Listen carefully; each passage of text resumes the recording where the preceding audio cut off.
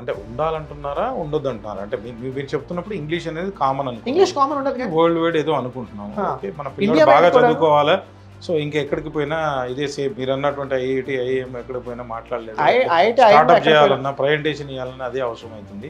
కొన్ని చోట్ల వెళ్ళి మనం హిందీ మాట్లాడలేము, లోకల్ లాంగ్వేజ్ మాట్లాడలేము. నేను తెలుగు వాడిని. నేను ఢిల్లీ వెళ్ళాను. ఢిల్లీ వెళ్ళినప్పుడు మాట్లాడడానికి నేను హిందీ నేర్చుకున్నాను.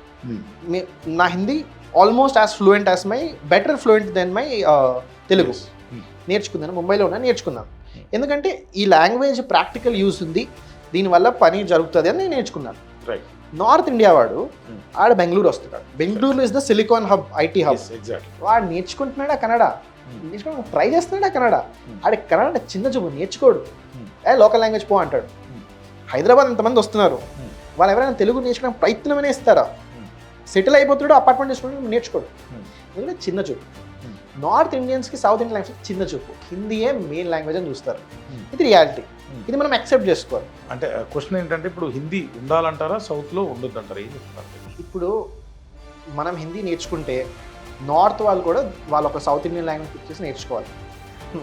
వాళ్ళు నేర్చుకోవడానికి ట్రై చేయరు. వాళ్ళు ఇక్కడ వచ్చి ఇక్కడ హైదరాబాద్లో పనిచేస్తున్నా, బెంగళూరు వెళ్ళి అక్కడ కర్ణాటకలో పనిచేస్తున్నా, అక్కడ కన్నడ నేర్చుకోరు, ఇక్కడ తెలుగు నేర్చుకోవడానికి ట్రై కూడా చేయరు.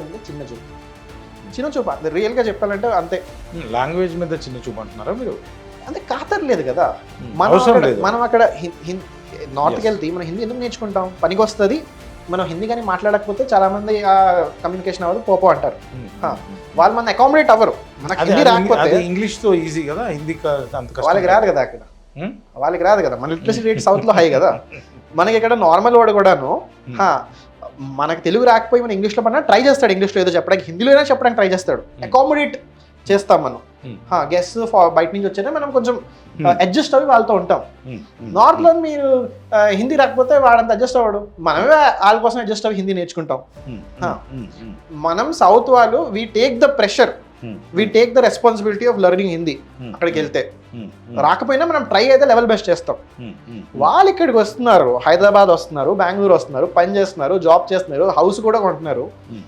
నేర్చుకోవడానికి ట్రై చేయాలి కదా. ఇక్కడ కూడా ఒక క్విక్ క్వశ్చన్ మాట్లాడుకుందాం. అంటే మీరు చెప్తున్నటువంటి TEDxలో ఏదైతే మీరు చెప్పారో 2026లో అంటే ఆ కులం యొక్క భారము అంటే తగ్గిందంటారా, పెరిగిందంటారా? అంటే ఆఫ్టర్ 79 years తర్వాత, లేదా మన రాజ్యాంగం ఒక 75-76 years తర్వాత పెరిగిందంటారా? ఏం చెప్తారు మీరు అసలు? మనం ఏంటంటే ఈ ప్రాబ్లమ్ని కళ్ళు మూసుకుంటే ప్రాబ్లం వెళ్ళిపోతుందా అంటే వెళ్ళదు. దాన్ని కాన్షియస్గా తీసుకొని మనం హెడ్ ఆన్ ఫైట్ చేయాలి. ఇప్పుడు కూడా 2025లో మాన్యువల్ స్కావెంజింగ్ తెలుసు కదా, నాలుగు లోపల దూరి చేస్తారు. అది చేస్తూ మాన్యువల్ స్కావెంజింగ్ అవుతుంది, అది చేస్తూ జనం చనిపోతున్నారు కూడా. ఇంత సైన్స్ అంటాం, ఇంత మూన్ వరకు ఇస్రో పంపించేసింది, అది ఇది అంటాం. అంత టెక్నాలజీ ఉండే వాళ్ళం ఈ మాన్యువల్ స్కావెంజింగ్ ని రిప్లేస్ చేయడానికి ఒక చిన్న మెషినరీ కనిపెట్టలేదు. ఎందుకంటే we don't take it seriously as problem. చచ్చిపోయేది ఎవరు? ఆ ఎస్సీ పువర్ చచ్చిపోని దాన్ని మనం సీరియస్గా ప్రాబ్లంగా తీసుకొని ఉంటుంటే దాని సొల్యూషన్ ఎప్పుడో. నేను చెప్పినట్టు బెజవాడ విల్సన్ నాకు అతను, దే హ్యావ్ ద టెక్నాలజీ. మీరు మనిషి వెళ్ళే చేయక్కర్లేదు క్లీనింగ్, టెక్నాలజీ ఉంది కానీ ఇంప్లిమెంటేషన్ లేదు. ఎందుకు లేదు ఇంప్లిమెంటేషన్ అంటే ఈ ప్రాబ్లమ్ మనం సీరియస్గా తీసుకోవాలి. ఎందుకు? చనిపోయిన వాడు సమ్ పువర్ దళిత్, వాడు బ్రతికెంత పోతే పోదు. Basically that is the mind set.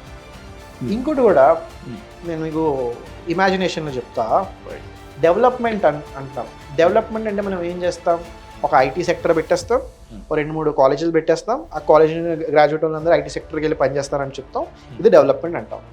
ఇప్పుడు ఐటీ సెక్టర్ జాబ్స్ ఏమేమి కొత్త జాబ్స్ ప్రైవేట్ సెక్టర్ పెద్ద గూగుల్ అయినా ఇదైనా హైదరాబాద్లో వచ్చేసిందని చెప్తున్నారు కదా. దాని కాస్ట్ కంపోజిషన్ ఏంటి? ఆ జాబ్లో ఎంతమంది ఎస్సీ, ఎంతమంది ఎస్టీ, ఎంతమంది ఓబీసీ? లేకపోతే ఆ జాబులు 90% అంతా ఓసీలకే వెళ్తే డెవలప్మెంట్ అనేది మీరు ఏంటి? ఓసీలకి ప్రైవేట్ సెక్టర్ జాబ్ ఇచ్చేసి దాని డెవలప్మెంట్ అని పేరు పెడుతున్నారు. ఓ మన హైదరాబాద్లోని గూగుల్ వచ్చేసింది, డెలాయిట్ వచ్చేసింది, విప్రో వచ్చేసింది అని చెప్పుకోవడానికి, ఆ జాబ్స్ ఎవరికి వెళ్తున్నాయి?